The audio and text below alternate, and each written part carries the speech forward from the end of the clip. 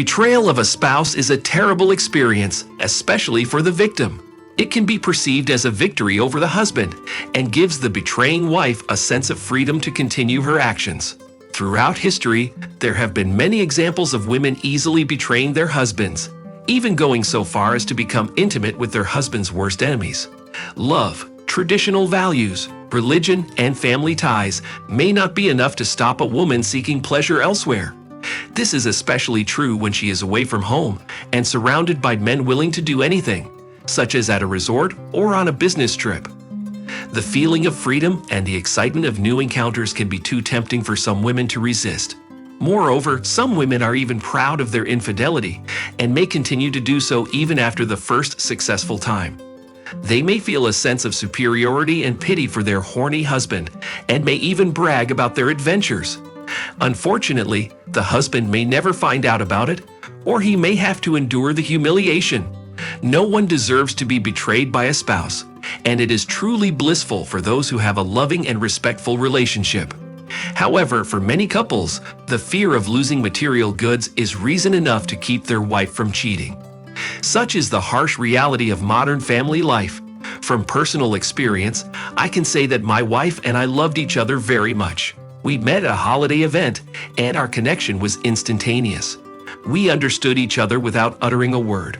We married at a young age. I was 20 and Olga was 19. 9 months later, we had a son, and another 4 years later, a daughter. Over the years, our love only grew stronger. I graduated from the institute and went into the Army for 2 years, but eventually stayed and became a career officer. It was inexpedient to return to work as an engineer without a penny in my pocket. At the time, the Army provided me with adequate compensation. My wife did not need to look for a job as my salary was enough to support the family.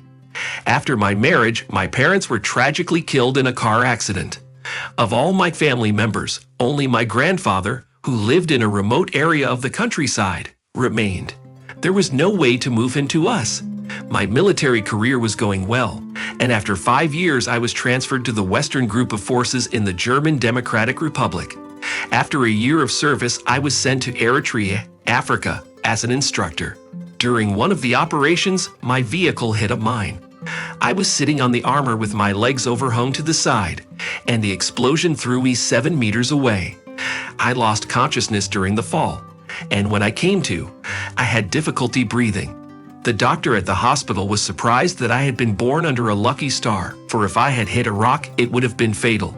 The impact could have resulted in a fractured spine, but I was lucky. However, the doctor warned that there could be distant consequences. Nevertheless, I was grateful to be alive and cherished my family. My service career took me to different parts of the world, including Serbia and Africa. I served for 45 years and retired with the rank of colonel. While some may consider this an impressive accomplishment, the reality is not as glamorous as it may seem. There are 3 types of colonels: Mr. Colonel, Colonel, and Hey Colonel.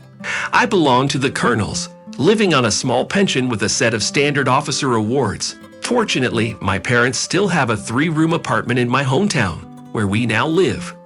During my service, we managed to save some money, which helped us to survive. However, the consequences of my back injury began to haunt me. It started with back and lower back pain, and soon my leg began to go numb. Eventually, I felt severe pain in my spine, and my left leg became weak. With a heavy heart, I turned into a semblance of my old self. Despite all our difficulties, we did not cheat on each other. It was like that until Olga returned to work after my demobilization from the Army. Then everything changed. I began to go to hospitals frequently and spend long periods of time there. Once I underwent 6 months of treatment and rehabilitation. At first, Olga visited me, but then she stopped coming. My son came, telling me that my mom had broken her leg and couldn't come. It was only after 4 months that Olga finally showed up, saying that she was in rehabilitation. At first, her attitude towards me did not change, but on closer examination, everything turned out to be different. Olga began to go on frequent business trips, sometimes for long periods of time. She even went to a sanatorium with a friend, claiming that she was tired and needed rest.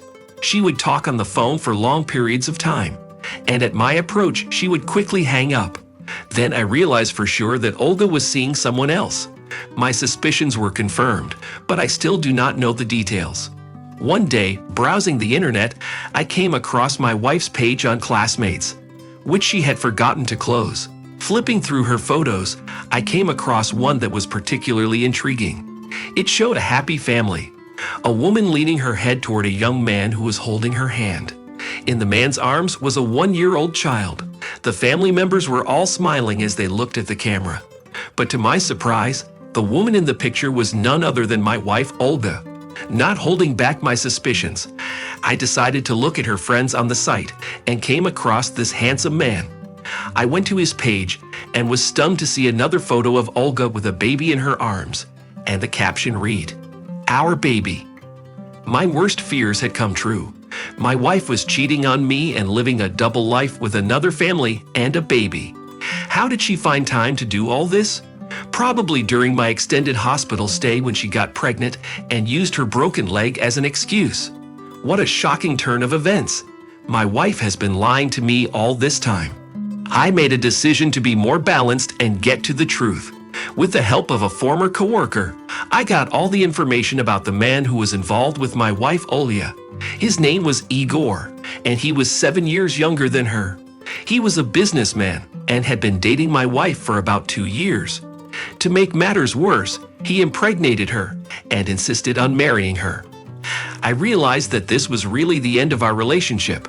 Once a woman has a child with another man, there is no turning back. I have never understood the saying, "You have to fight for love." In my opinion, love is either there or it's not there. There is no in between. No amount of fighting or trying to force her to change anything will help. Time has the power to kill love. While I was thinking about what to do with Olga, the situation took an unexpected turn.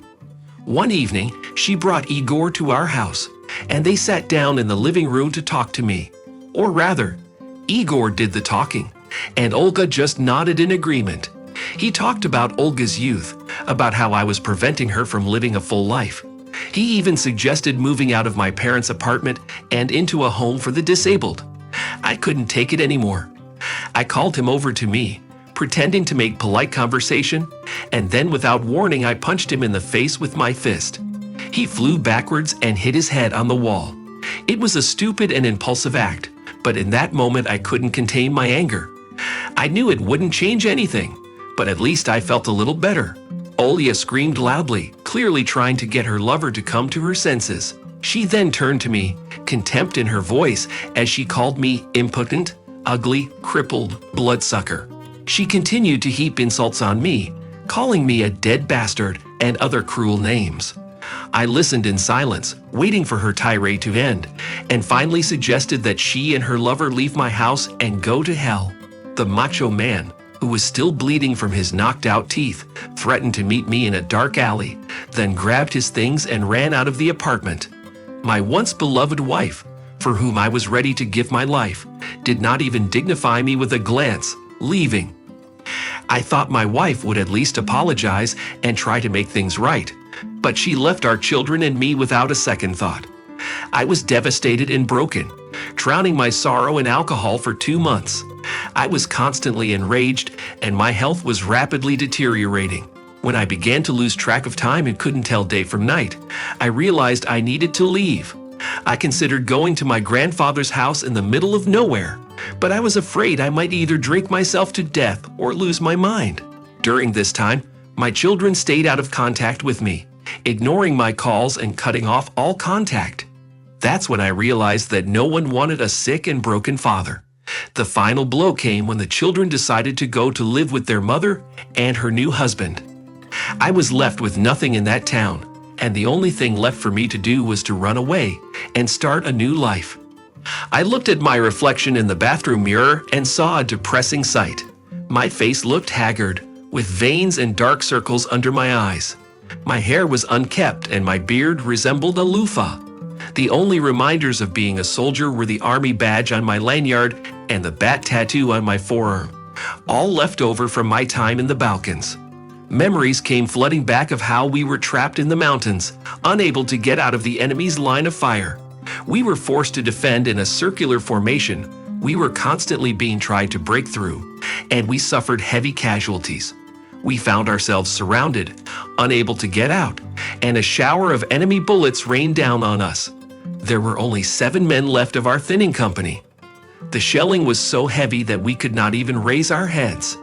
I had 1 magazine of ammunition left, and my AKM assault rifle was red hot. "Well, it looks like we're finished." My commander addressed me by my last name. "One more attack and it will all be over," I replied, and I eased the magazine in and twitched the bolt. "Should we surrender? What's the point? They'll kill us anyway," I replied grimly. "They won't bother with us," my commander sighed, pulling the machine gun closer to me. "And we can take it easy," he said firmly. The day was drawing toward evening. The shadows were getting longer, and we could see the enemy positions more and more clearly. Suddenly there was a rustle behind us, and pebbles fell to the ground. I turned around, ready to shoot, and saw an elderly man in black emerge from the pile of stones. He waved his hand frantically and shouted, "Hurry, follow me." There's a path. We managed to slip past the enemy unnoticed. As we made our way over the pass, the monk disappeared, and we had no one to thank. It was as if he never existed. In a nearby Serbian town, we ordered silver tokens from a local jeweler, using fragments of a silver pectoral cross we had found in a ruined church. There was enough material for each survivor to have their own token. These tokens served as powerful amulets for each of us, and we vowed never to take them off. With a heavy heart, I reached for the scissors. Later, at the train station, I easily bought an evening ticket and sent a telegram to my grandfather Panas. It was the beginning of a new chapter in my life. Yesterday, I returned to the city, and I was immediately overwhelmed by a flurry of events. As soon as I turned on my phone, it was flooded with missed calls. Most of them were from combat, but there were a few from unknown numbers, and surprisingly, a few from Olga. What did she want? Wasting no time, I called combat back. "We need to meet. I have something important to discuss. Are you free?" Combat's voice was confident and clear, just like his nickname. "When and where?" I answered just as succinctly. "Tomorrow, 7 p.m., at the Plaza Hotel restaurant." "I can't go there looking like that," I protested, referring to my disheveled appearance. "Just shave, put on some cologne, and tidy up your jeans. Stop making excuses and I'll see you there. Bye." The combat hung up before I could say anything else. I looked at myself in the mirror and grinned. I really needed to clean myself up. I wondered what combat had in store for me. I felt great, almost forgetting that I had once been unable to even move. My back didn't hurt anymore, although sometimes I woke up with a slight twitch in my left leg, a reminder of my past illness. I opened the refrigerator and found it empty. Oh well, nothing new. I took a piece of lard and a jar of pickled mushrooms, deciding I'd get bread later. Just as I was about to leave, the doorbell rang. I wasn't expecting anyone, so I was surprised to see Olga at the door. "What do you want?" I asked, not really wanting to see her. "Yura, please listen to me," she spoke softly, avoiding my gaze. "Can I come in?" Opening the door to the kitchen, I was taken aback by the unexpected visitor. "Come in," I said, trying to hide my surprise. She sat down on a stool and stared at the floor, immersed in her thoughts. "Yura, I left Igor," she finally spoke. I couldn't believe it. And after all, they seemed to love each other so much. "Did you find someone else?" I asked, curiosity taking over, but her answer caught me off guard. I didn't care about her problems with Igor or anyone else. I was more concerned that I didn't have bread for dinner. Questions stirred in her head. "What about our baby? Did she give it to Igor?" I asked with anger in my voice. "Yura, please. It's not his child. It's your son," she said, and tears came to her eyes. I couldn't believe what I was hearing. "Igor did a DNA test, and it turns out the baby is yours," she said. But I couldn't bring myself to care. What difference does it make? It's mine. It's not mine. It doesn't make any difference. Why are you here? Do you need the money? I asked, glancing at my watch to let her know I didn't have time for idle talk. "You made your choice. You chose him and your children. What do you want from me? Yura, please. The child is sick. He needs money for treatment, she begged. But I didn't give in. I have no money, I said bluntly. Please, he's in intensive care. The doctors say he needs surgery or he may not make it. She continued with obvious desperation. I'm sorry, but I don't have the money, I repeated. What about the apartment? It can be sold, she suggested. I couldn't believe what I was hearing. Olya, are you out of your mind? I asked, feeling a growing frustration. Yura, we've been together for 20 years. We built a life together, she reminded me. I couldn't help but interrupt her. I remember. And when you betrayed me and left, you forgot about it. I said, feeling like I was in a vulgar soap opera. Yura, I sincerely apologize. Not a day goes by that you don't cross my mind. The weight of my mistake weighs heavily on my heart because I betrayed you and our family. As I poured out my soul, I stared in silence at the woman I once cherished. A woman I would have given up everything for without a second thought. The woman who had ruthlessly betrayed me when I needed her most. The woman who cut me out of her life and left me for another man. And now she came to me, desperate for my help. Olga pleaded, claiming that the time spent apart from me had helped her realize the depth of her love for me. She realized that I was the only man she wanted in her life. Her words sounded sweet, even seductive, making her believe that I was the sole owner of her heart. I'm sorry, she repeated, as if it were a magic spell. But looking at her, I couldn't help but imagine her in a passionate embrace and tender caresses. Did she really expect me to believe her? That she was confused, not knowing what she wanted.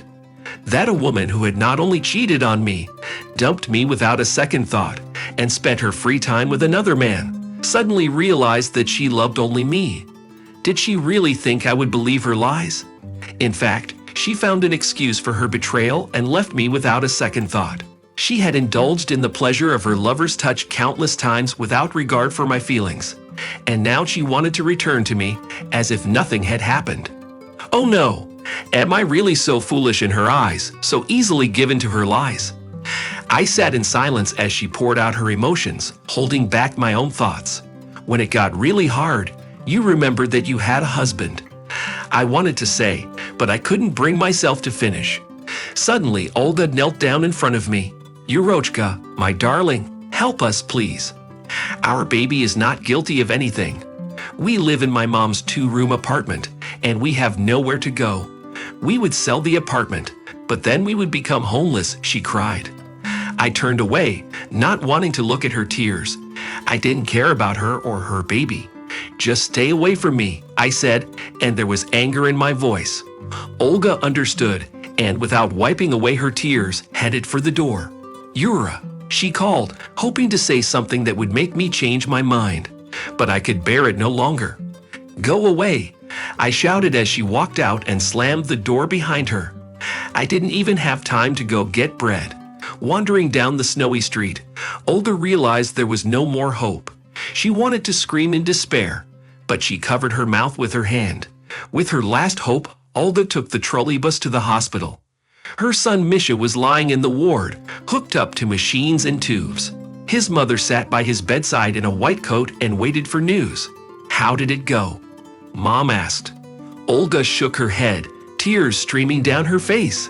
Yura refused to help, she said in a breaking voice. Unable to contain her emotions any longer, she covered her face with her hands and sobbed. Greetings, Yura. It's been a long time, hasn't it?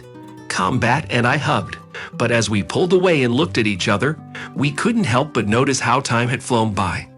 Despite the changes, Combat still looked elegant in his gray sequin suit, blue shirt, and purple tie. The Swiss Hannover Militar watch on his wrist and the platinum ring on his hand completed the image of a businessman developing the success of his oil business. We decided to have dinner in a posh restaurant on the 8th floor of the Plaza Hotel, where Combat was staying. There was a lively atmosphere in the restaurant. Waitresses were bustling. Latin American music was playing. Antique furniture and old guitars on the walls, as well as a stunning view of the city through the mirrored windows, gave this place a special charm. Our juicy steaks had just been served, and we poured ourselves another round. "Let's keep this short," said Combat, raising his whiskey glass. I told him about all the recent events, whereupon I chewed a piece of steak inside. Combat immediately turned to me. "You can't say anything. We'll help you in your situation. I have a job for you too." I grinned. "You make it sound like a job offer at a strip club." Combat got serious and said, "That's not funny. So do you want the job and the money or not?" I nodded, mulling over his offer. After a moment's silence, I asked, "So when do I get off?" "I'll call you," Combat replied, and checking his watch, signaled the end of the conversation. As we got up to leave, I felt anxious and nervous. But with Combat by my side, I knew I was in good hands. When the doorbell rang, Olga struggled to lift her head from the pillow. The restless nights had made themselves felt, and she reluctantly made her way to the door. "Who's there?" she asked, still half asleep. "The courier," answered a voice. Olga was taken aback. She had not expected to see anyone. Cautiously opening the door, she saw a young man with a package in his hands. "Mrs. Olga, is that you?" he asked. Olga nodded, not realizing who this courier was and what he wanted. "I have a package for you. Please sign here," he said, holding out a pen to her. Olga saw her last name on the package and hesitantly signed. "Who is this from?" she asked as the courier turned to leave. "I don't know. My job is only delivery." "Goodbye," he replied and hurried down the stairs. Olga walked to the kitchen in bewilderment and carefully opened the package. Inside were folded documents, a deed of gift for the apartment, and a set of keys. Unfolding the papers, Olga could not believe her eyes. The apartment belonged to her, but who could have sent it to her? With trepidation, she unfolded the note, which was also in the envelope. Tears came to her eyes as she read what was written. "I'm not such an asshole anymore. Goodbye." There was no signature. At that moment, the phone rang. Olga's heart raced as she answered the call, thinking it was Misha's mom. "Olga?" came her mother's voice. "Mom, what's wrong with Misha?" Olga panicked. "No, Olenka, no. Don't worry. Misha has already had surgery. Someone has paid for it and his rehabilitation." There was relief and joy in the mother's voice. Olga was stunned. She couldn't believe what she had heard. She collapsed on the couch and burst into tears from her overwhelming emotions.